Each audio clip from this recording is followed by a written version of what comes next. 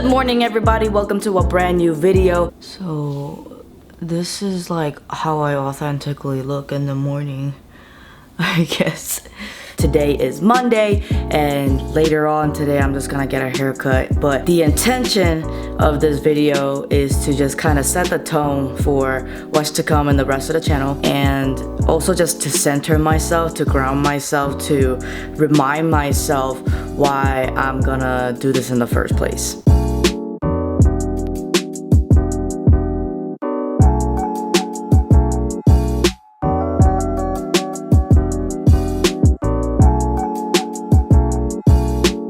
Can we also talk about the glow up? This isn't talked about enough. The glow up and never enter him of this man right here. Shrieked, Stephen Furtick. Convulsed. Mic check. 1, 2. Look it. Listen, okay? My barber is undefeated. My barber is immaculate. Okay? Anyways, let me get you out of here. I just finished up shooting.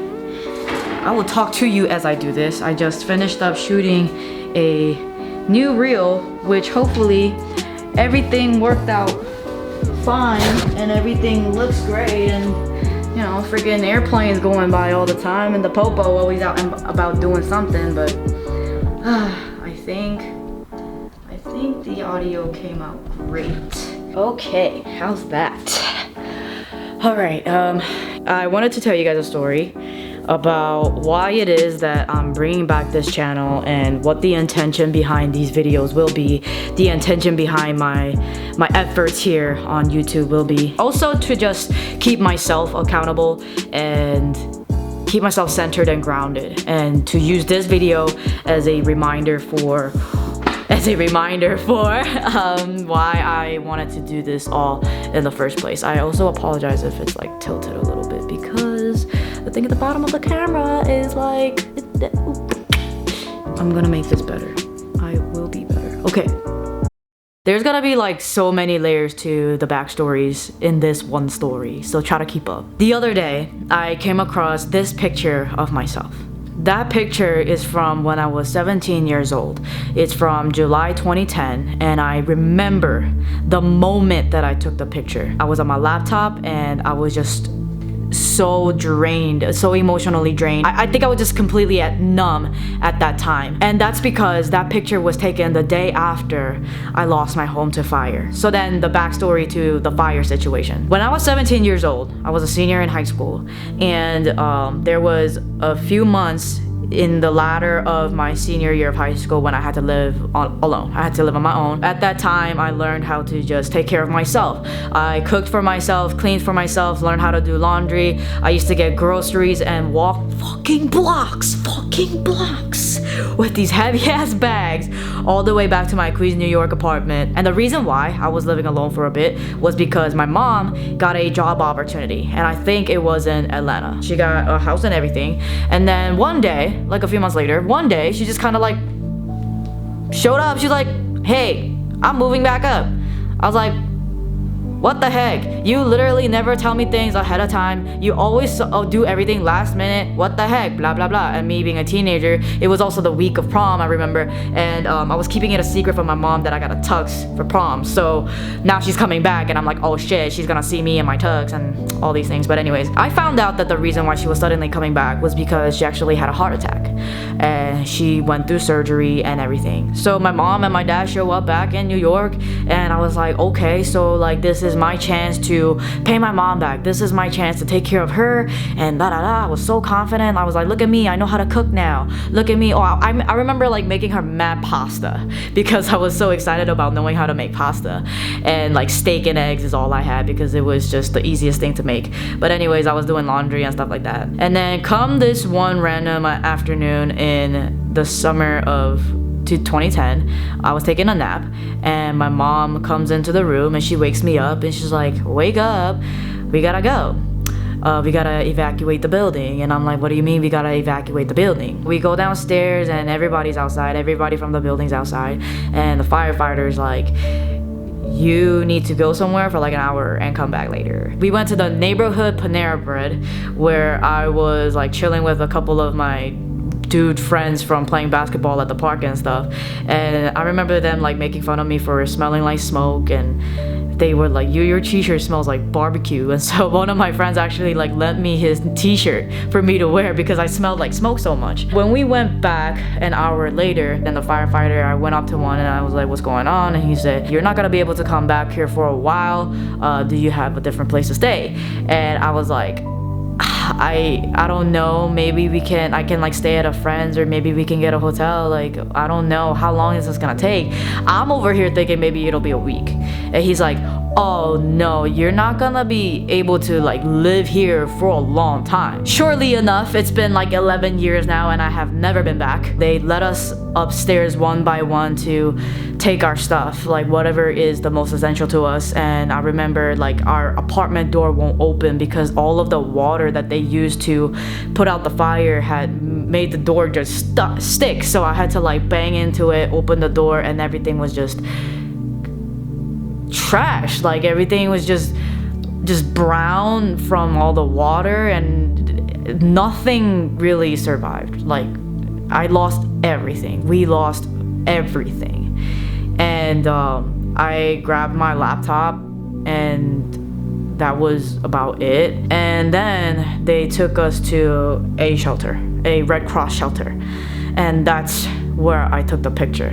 I became numb and I didn't eat much. And when I did eat, I would eat these cookies. Every time I see them in the grocery store now, I like look at them and think about how much weight I've gained through eating those cookies. I wasn't really talking to anybody. I just kept to myself. And that moment when I took that picture, I was just over it. So much other things have happened in my life previously, and that moment was just kind of like, literally, are you fucking kidding me? Like, have you ever had a moment in life where you're just like so overwhelmed with everything that's happening and you're just like, literally, are you fucking kidding me? But that was one of those moments. Due to that fire, there have been further experiences. Like, I can't stop thinking about this studio apartment in Brooklyn, and they put us in like the hood, but they put us in this like studio apartment. And I remember just being like so fucking upset that this is how I was spending the last summer that I had before college. And on top of everything that's happened, now I'm stuck in fucking Brooklyn and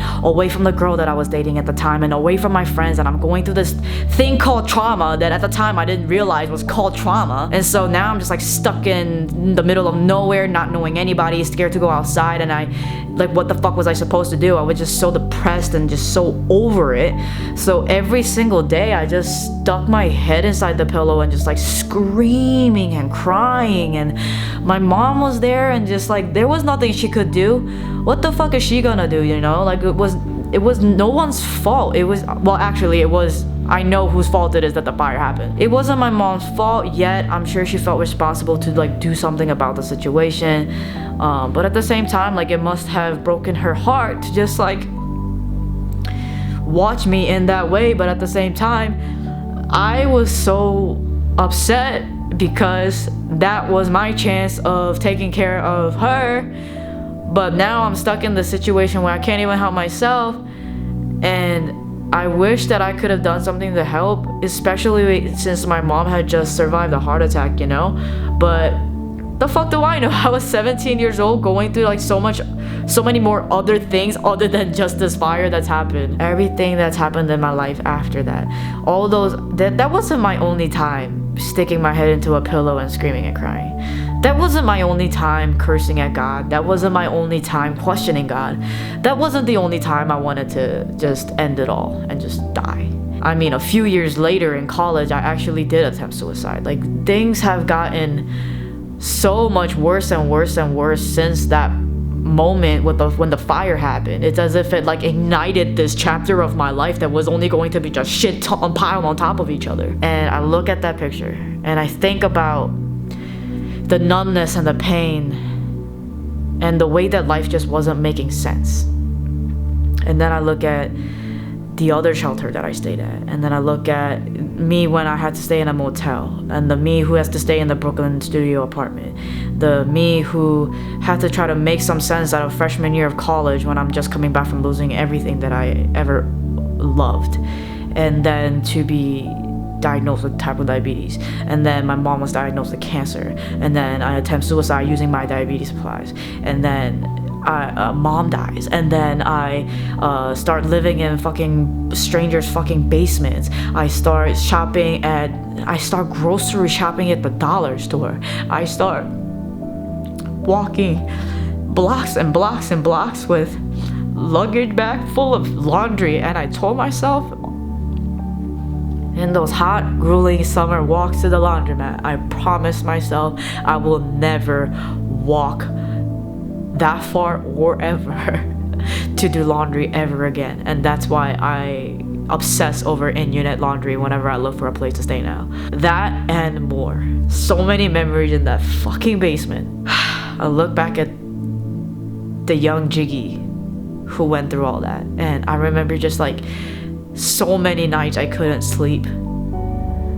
One night I had this dream. My mom was in it, and when she spoke to me, it wasn't the voice of the devil. And I couldn't sleep very well for the rest of that summer. And I remember like all those sleepless nights, all I did was go on YouTube.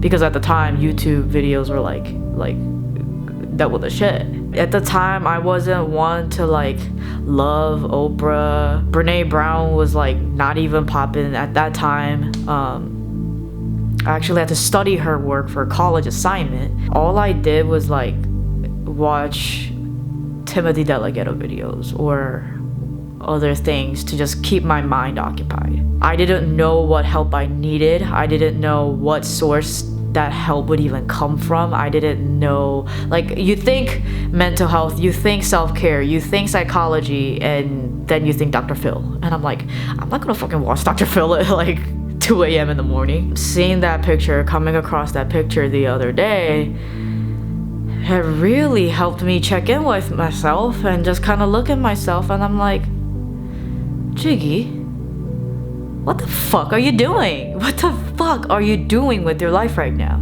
And I'm not saying what the fuck are you doing as in the sense of like I'm wasting away my time and I'm doing things I don't love, because everything I do now, thank God, I am finally in the position where I'm doing everything I freaking love. I work for myself, I have my own business. I'm in the position that I want to be in. I got certified by Eric Thomas. Things have been great.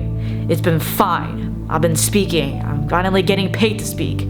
This is all I've wanted. But it's no wonder I haven't been really happy about what I'm speaking on. I've been speaking to tech companies and the diabetes community, especially through the pandemic, and various different types of audiences, because I'm the one who's been talking about self-compassion for high performance, how to prioritize self-care, what a kind of practical strategies to implement when it comes to self-compassion and self-care for high performance in order to continue performing and achieving at a high level. Like, see, it just comes out of my mouth. It's my language. I get it. And there's nothing wrong with it. I love it. It's definitely a passion of mine. It's like definitely a huge part of my entire life. You know, I grew up with so much pressure. I grew up with chasing excellence, never feeling good enough, constantly striving for excellence to a point where I feel as though I'm never good enough and nothing I ever do will be good enough, and then I just like deteriorize my own self-care because no one taught me how to do all those things and balance those things, and everybody's always like hustle and grind, team no sleep. But then it turns out sleep is like the most important tool that you can have for high performance. Anyways, it definitely is a topic that I'm passionate about. But passion and purpose aren't the same things, and I thought this whole time I've been living along my passion. But I look at this picture and I'm reminded why I wanted to be a speaker in the first place, why I wanted to be a storyteller in the first place. I didn't start off this entire journey as a speaker. I started off this entire journey as a rapper. If some of you remember, I used to have a rap career. And I'm not talking about rap career in terms of like everybody in high school used to do freestyle in the lunchroom. I had an actual rap career where I was flown across the country because a record label wanted to sign me. I've been on tours. I've gone up and down the East Coast. Like, I've done that. That was my way of sharing my story. That was my way of expressing my pain. I used to write about everything. I performed at Penn State when I wrote a song about my mom having cancer and stuff. College got in the way and I stopped. And after college, you know, I obsessively listened to Eric Thomas, and I used to be like, you know, I think I'm supposed to be doing what he's doing. I'm supposed to be helping people with my own story. Somehow along the way of working so hard to start my own business, working so hard to be considered a legitimate speaker, whatever that might mean, to be paid. I started my business during a pandemic. Who else you think got the money but tech companies? Somehow along the way, I never thought I would be that person, but I did become that person. I lost the sight of why I started doing what I'm doing. And, you know, I look at that picture and God's like, don't you remember the pain? Don't you remember the pain that you were going through? Don't you remember like wishing that there was somebody out there who could help you, who would listen with you, like who totally can understand you, who can extend their compassion and empathy for you? Like when they hear you, you know that they understand your pain. Like, don't you remember that longing? I owe it to my inner child. I owe it to my younger self. I owe it to it. I am being disrespectful to my experience. I'm being disrespectful to the pain. I'm being disrespectful to my story, and I'm wasting the power of the story. I could be helping somebody right now. I could be helping a kid, a student, somebody grieving, anything right now. I could be doing that right now, and I'm not. When you have purpose in life, you have to take responsibility of that purpose. And yeah, this is me grounding myself and centering myself and reminding myself that this is my purpose. Like, my purpose alone isn't just about speaking in front of an audience. My purpose is to use my story to help other people feel seen. And it's because I've spent so many years of my life, most of my life, not feeling seen, not feeling heard, and not feeling supported because no one out there I felt like existed. You know, Dr. Phil, he's cool, but like, I can't see myself getting down with him. Oprah, she's gangster. For sure, she's one person, and maybe there's something there too, yeah, but like, you know, Oprah and Dr. Phil are the kind of people that my mom used to watch, you know? And nowadays, the people who inspire me are like Tiffany Haddish, Eric Thomas, like people who have been through hell but just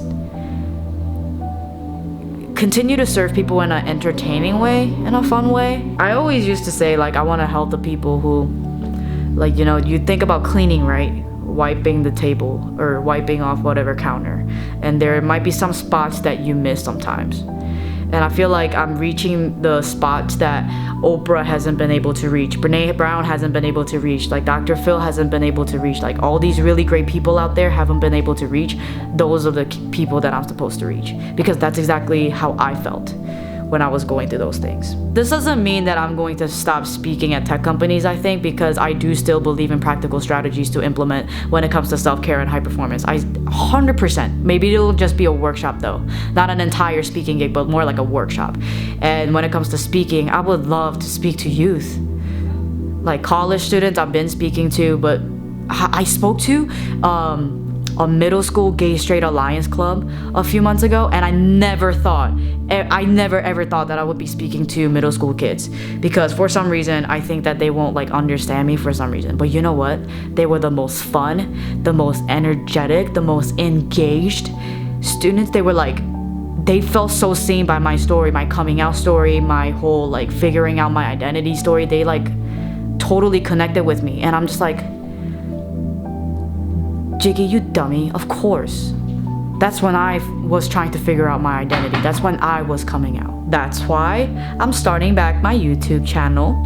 This is my intention for my videos. If you ever catch me making some other shit, just call me out on it.